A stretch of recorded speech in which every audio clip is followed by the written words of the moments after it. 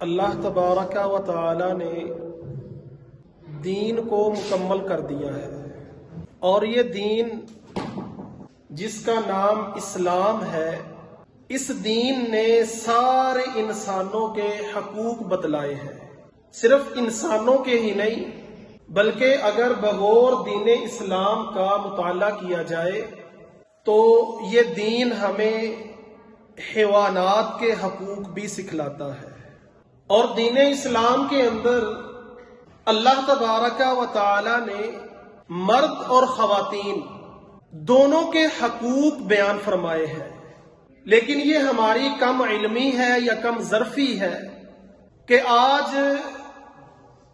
ایک خواتین کا طبقہ ایسا ہے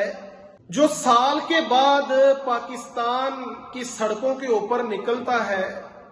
اور وہ اپنے حقوق مانگنے کے لیے اظہار یکجہتی کرتی ہیں، اور اس کے لیے انہوں نے خواتین کے عالمی دن کو چنا، اور وہ 8 مارچ کا دن ہے۔ زیادہ عرصہ نہیں ہوا، کچھ سالوں کی بات ہے کہ یہ گروہ پاکستان کے اندر خواتین کا رونما ہوا، اور انہوں نے نئے نئے سلوگن بنائے اور ان کو پلے کارڈ کی صورت کے اندر اپنے ہاتھوں کے اندر پکڑا، اور صبح سے لے کر شام تک سڑکوں کے اوپر کھڑے ہو کر ان سلوگن کو اویزہ کیا گیا، اور وہاں پر اپنے بیان کو ریکارڈ کروا کر سب لوگوں کو دکھایا گیا کہ پاکستان یہ وہ ملک ہے جہاں پر خواتین کسی مرد کے ہاتھوں سے محفوظ نہیں ہے۔ یہ پہلے یہ جلسے جلوس خواتین کے یہ چند سالوں سے پاکستان کے اندر ہونا شروع ہوئے، اس کی ابتدا کہاں سے ہوئی ہے؟ اس کی ابتدا امریکہ سے ہوئی ہے، اور وہی یورپین ذہن کے جو لوگ ہیں، جو مغرب کو فالو کرنے والے حضرات ہیں، انہوں کا ٹارگٹ یہ ہے کہ ہم نے مشرقی لوگوں کو، خاص کر مسلم ممالک کے اندر، ہم نے خواتین کو اس بات کے اوپر، اس پلیٹ فارم کے اوپر تیار کرنا ہے کہ ہر سال 8 مارچ کا دن آئے گا، تم نے اپنے گھروں سے نکلنا ہے،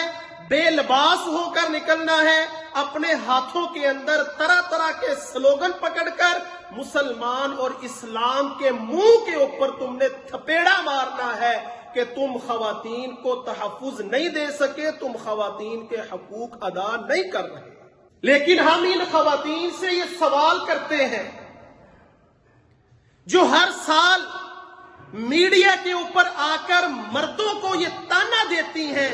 کہ ہمارے حقوق مردوں کے ہاتھوں ضبط ہو رہے ہیں، ہماری عزتیں محفوظ نہیں ہیں، گھروں کے اندر بیٹیاں اور مائیں اور جو بہنیں ہیں وہ مضبوط نہیں ہیں، محفوظ نہیں کسی کے ہاتھوں کے اندر۔ میرے محترم بھائیوں، ہم انہی خواتین سے سوال کرتے ہیں کہ وہ کون سے حقوق ہیں یا وہ کون سا حق تمہارا دین اسلام نے تلف کیا ہے، وہ بتلاؤ ہمیں۔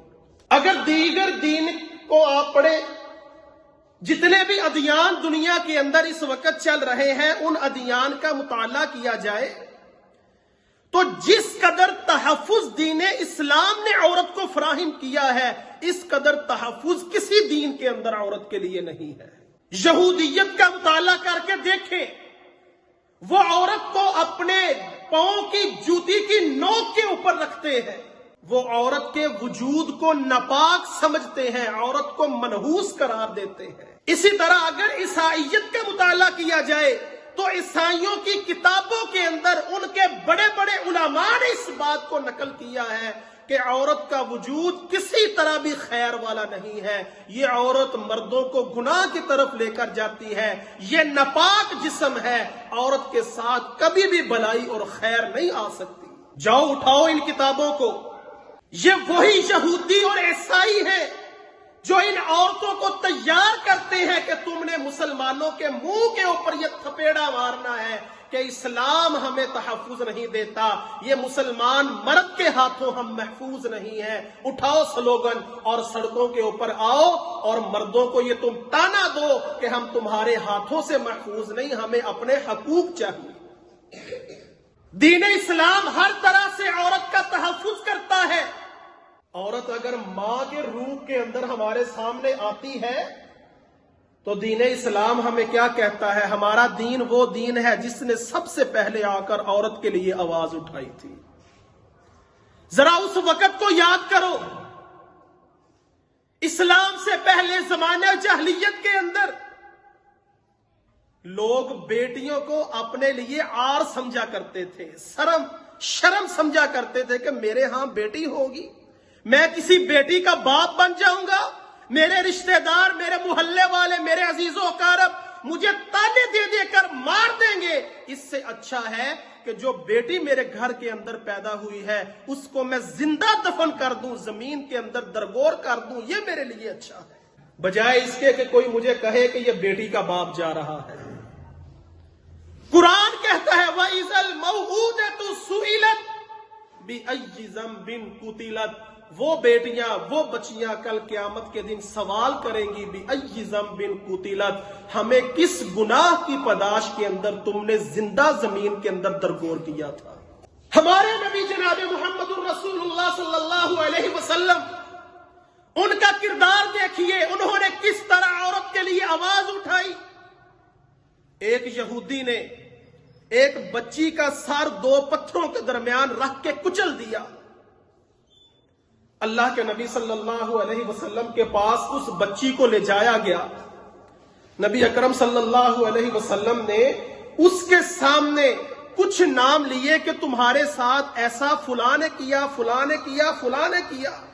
جب اس یہودی کا نام لیا گیا تو اس بچی نے اپنے سر کے اشارے کے ساتھ کہا کہ میرے ساتھ یہ ظلم فلاں یہودی نے کیا ہے۔ اللہ کے نبی صلی اللہ علیہ وسلم نے اس یہودی کو بلایا